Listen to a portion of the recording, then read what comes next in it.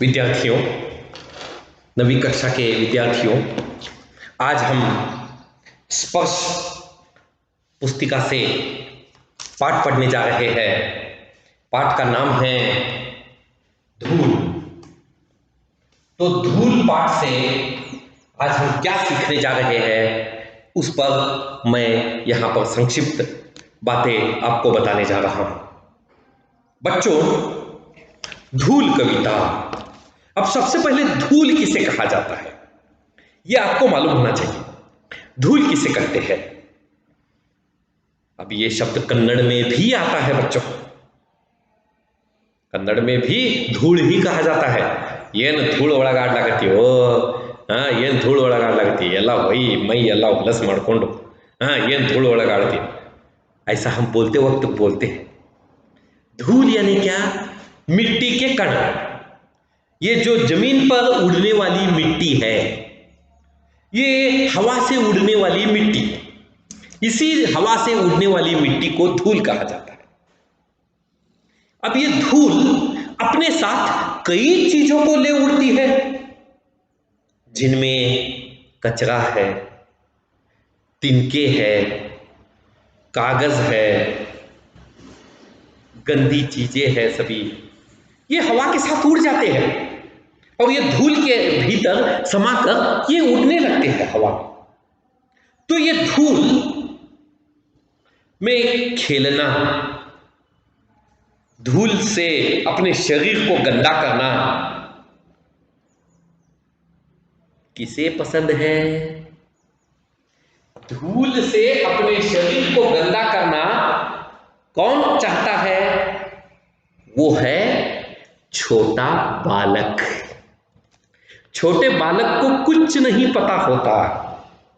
छोटे बालक को यह भी नहीं पता होता कि ये मिट्टी है, ये गंदी चीज है, इसे शरीर पर नहीं लगाना चाहिए, इससे शरीर की त्वचा फट जाती है, स्किन खराब हो जाता है, ये उसे पता नहीं है।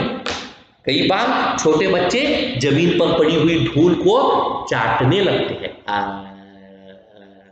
चाटने लगते हैं। उन्हें कुछ नहीं लगता, इसमें बुरा महसूस नहीं होता।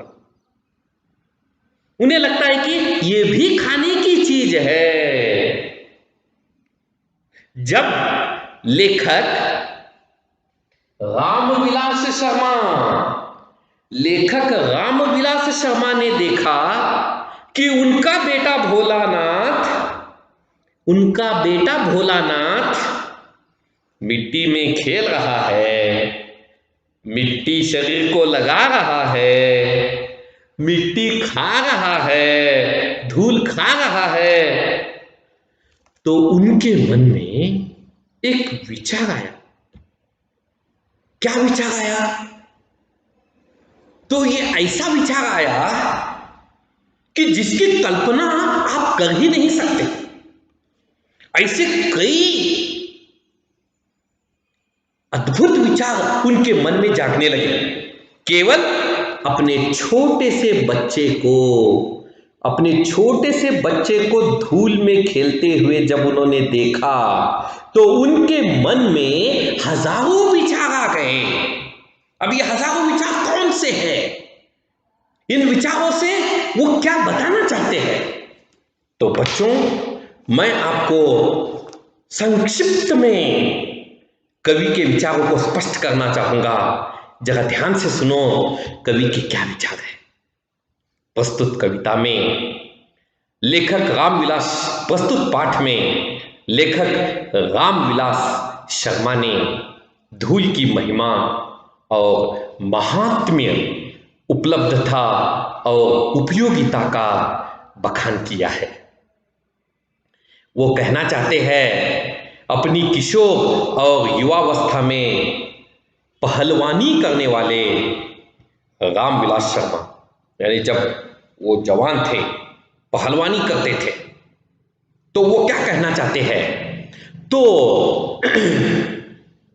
अपने इस पाठ के बहाने पाठकों को अखाड़ों, गांवों और शहरों के जीवन जगत की भी सैर कराना चाहते हैं।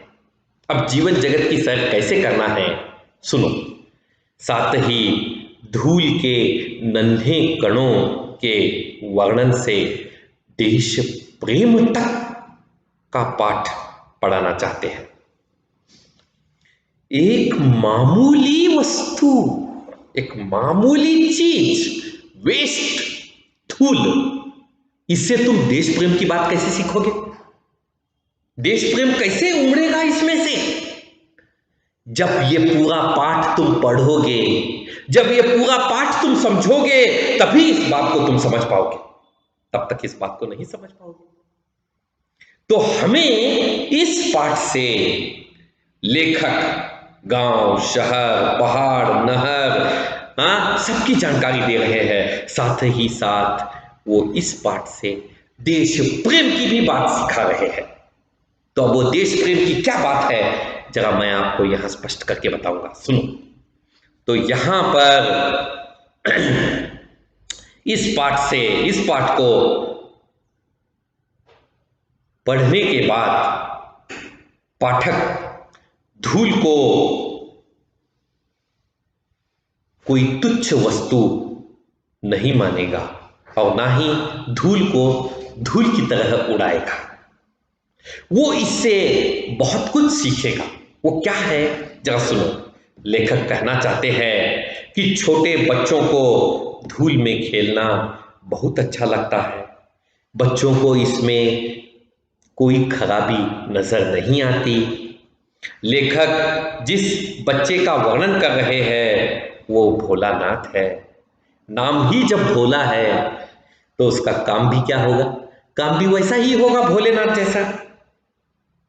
तो अब ये पूरा दृश्य लेखक ने जब अपनी आंखों से देखा, जब लेखक ने अपनी आंखों से ये दृश्य देखा, तो इसमें देशभक्ति की भावना कहां से आई?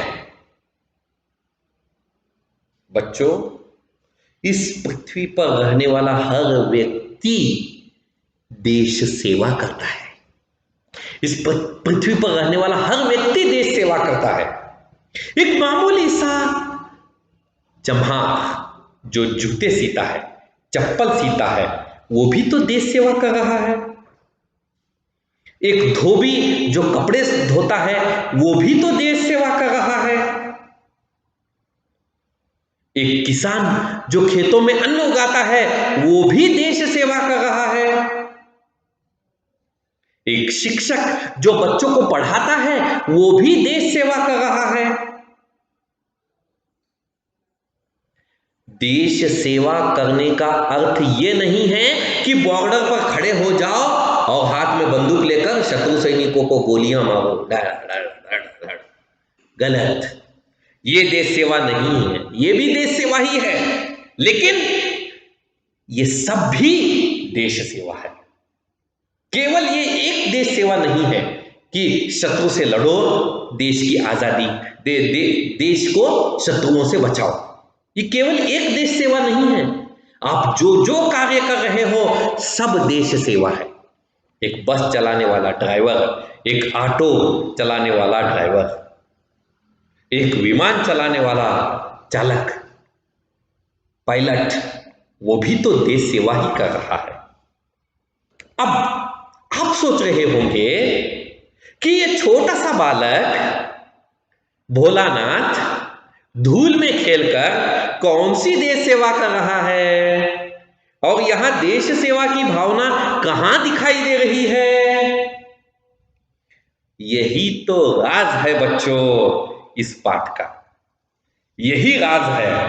अगर मैं यही बात आपको अभी बता दूंगा तो इस पाठ में कोई अर्थ नहीं बचेगा। इस पाठ को आपको पहले अच्छी तरह से पढ़ना होगा। इस पाठ को आपको अच्छी तरह से समझना होगा। इस पाठ के एक एक वाक्य को आपको सीखना होगा। तभी आप ये सीख पाओगे कि यहां पर धूल से आप कैसे देश सेवा का ज्ञान प्राप्त कर सकते हो। तो बच्चों, मैं इसकी कुछ पंक्तियां आपको पढ़कर बताऊंगा। तो इन पंक्तियों को ध्यान से सुनो। हिंदी की एक मशहूर कविता है। हिंदी की एक मशहूर कविता है। कविता क्या है? तो सबसे सुंदर उस कविता की पंक्तियां हैं और वो पंक्ति है, जिसके कारण धूली भरे हीरे कहलाए, जिसके कारण धूली भरे हीरे कहलाए। धूली भरे हीरे कब कहलाओगे? हीरा यानी डायमंड, वज्र, कन्नड़ में वज्र बोलते हैं। ये हीरा यानी डायमंड, ये वज्र, ये हीरा। धूल का हीरा कहीं होता है क्या? हाँ, आपके शरीर को पूरा ऊपर से नीचे तक धूल लगा हुआ है और आप बोल रहे हो कि ये मैं भी एक हीरा हूं, तो लोग क्या करेंगे? लोग तुमको देखकर हंसेंगे। क्या पागल है। क्यों हंसेंगे? क्योंकि आपका ऐसा कुछ वहां पर चमत्कार नहीं दिखाई दे रहा है। तो यहां पर कवि लेखक ने अपनी पहली ही पंक्ति में लिखा है। पहली ही पंक्ति में क्या लिखा है उन्होंने? कि जिसके कारण धूली भरे हीरे कहलाए। ಮಕ್ಕಳೇ, ಸ್ವಲ್ಪ ಲಕ್ಷ್ಯ ಕೊಟ್ಟು ಕೇಳಿ. ಇವತ್ತು ನೀವು ಯಾವ ಪಾಠವನ್ನು ಕಲಿತಾ ಇದ್ದೀರಲ್ಲ, ಆ ಪಾಠದ ಹೆಸರು ಧೂಲ. ಧೂಲ ಅಂದರೆ ಮಣ್ಣು. ಧೂಲ, ಹಾಳಾದ ಮಣ್ಣು. ಈ ಹಾಳಾದ ಮಣ್ಣ ಬಗ್ಗೆ ಇವರು ಬಹಳ ಚೆನ್ನಾಗಿ ವರ್ಣನೆ ಮಾಡಿ ಒಂದು ಪಾಠವನ್ನು ಕೊಟ್ಟಿದ್ದಾರೆ ನಿಮಗೆ. ಈ ಪಾಠದಿಂದ ನೀವು ಈ ತುಚ್ಛ ಮಣ್ಣನ್ನು, ಈ ಧೂಳನ್ನು ಏನಿದೆ ಇದರ ಅರ್ಥ ಮತ್ತು ಹೇಗೆ ನಾವು ಈ ಧೂಳ ಬಗ್ಗೆ ನಾವು ಕಲಿಬಹುದು, ಈ ಧೂಳ ಒಳಗೆ ಏನು ಹಂತ ಪರಿ ಮುಚ್ಕೊಂಡಿದೆ, ಅದು ನಾವು ಈಗ ಕಲಿಯುವುದು ಸಮಯ ಬಂದಿದೆ. ಈ ಧೂಳದಿಂದ ನಾವು ಸಾಕಷ್ಟು ವಿಷಯವನ್ನು ಕಲಿಬಹುದು. ಅದು ಏನು ಈ ಪಾಠದಲ್ಲಿ ಬರೆದಿಟ್ಟಿದ್ದಾರೆ. ಕೇವಲ ಈ ಧೂಳು ಒಂದು ಸಾಧಾರಣ ಮಣ್ಣು ಅಂತ ತಿಳ್ಕೊಬೇಡ್ರಿ. ಇದರಿಂದ ನೀವು ದೇಶ ಸೇವೆಯ ಭಾವನೆಯನ್ನು ಕಲಿಬಹುದು. ನಮ್ಮ ಲೇಖಕರಾದ ರಾಮವಿಲಾಸ ಶರ್ಮಾ ಅವರು ಈ ಪಾಠದಿಂದ ನಮಗೆ ಈ ವಿಚಾರವನ್ನು ತಿಳಿಸ್ತಾ ಇದ್ದಾರೆ. ಈ ಎಲ್ಲ ಭಾವನೆಯನ್ನು ನಾವು ತಿಳ್ಕೋಬೇಕಂದ್ರೆ ಮೊದಲು ಈ ಪಾಠನ್ನು ಸರಿಯಾಗಿ ಓದಿ ತಿಳ್ಕೋಬೇಕು. ನಾನು ಮೊದಲ ಪ್ಯಾರಾಗ್ರಾಫ್ ಓದ್ತಾ ಇದ್ದೀನಿ, ಎಲ್ಲರೂ ಲಕ್ಷ್ಯ ಕೊಟ್ಟು ಕೇಳ್ರಿ. हिंदी की कविता की सबसे सुंदर पंक्तियों में से एक पंक्ति यह है, जिसके कारण धूली भरे हीरे कहलाए. हीरे के प्रेमी तो शायद उस साफ सुथरा खरादा हुआ आंखों में चकाचौंध पैदा करता हुए देखना पसंद करेंगे, परंतु हीरे से भी कीमती जिस नयन तारे का जिक्र इस पंक्ति में किया गया है, वह धूली भरा ही अच्छा लगता है. जिसका बचपन गांव के गलियारों की धूल में बीता हो, वह इस धूली के बिना किसी शिशु की कल्पना कर ही नहीं सकता. फूल के ऊपर जो रेणु उसका श्रृंगार बनाती है, वह धूल शिशु के मुंह पर उसकी सहज पार्थिवता को निखार देती है. अभिजात वर्ग ने प्रसाधन सामग्री में बड़े बड़े आविष्कार किए हैं, लेकिन बालकृष्ण के मुंह पर छाई हुई वास्तविक गोधूली की तुलना में वह सभी सामग्री क्या धूल नहीं हो गई है. तो यहां लेखक बहुत सारी बातें करना चाहता है, लेकिन समय के अभाव के कारण हम ये पाठ का अर्थ आज नहीं, अगले पीरियड में इस अर्थ को समझेंगे. और ये पूरे एक पैराग्राफ में लेखक हमें क्या बताना चाहता है, वो मैं आपको अगले पीरियड में बताऊंगा. आज के लिए आपका होमवर्क है, गृह कार्य है, हिंदी में गृह कार्य कहते हैं, कि इस पाठ को अच्छी तरह से पढ़ो और इस पाठ में आए हुए श्रुतलेख शब्दों यानी कठिन शब्दों को 2-2 बार लिखो। लगभग 20 शब्द आपको ढूंढ कर निकालने हैं, तो ऐसे 20 शब्दों को आपको 2-2 बार लिखना है। अगले पीरियड में मैं इसका अच्छी तरह से वर्णन करूंगा। धन्यवाद।